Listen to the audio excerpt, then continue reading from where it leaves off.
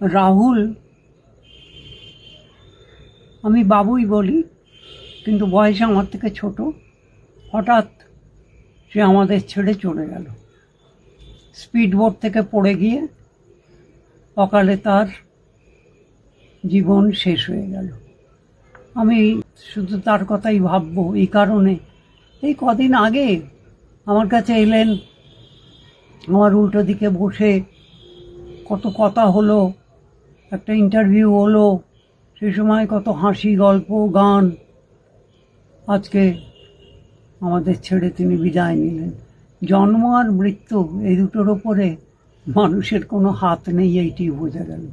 তবে আমার একটাই বলার আছে, যখন তিনি শুটিংয়ে স্পিডবোট নিয়ে চলেছেন ওই রকম একটা টার্বিউলেন্ট সমুদ্রে, তখন কিছু সিকিউরিটির ব্যবস্থা থাকা উচিত ছিল।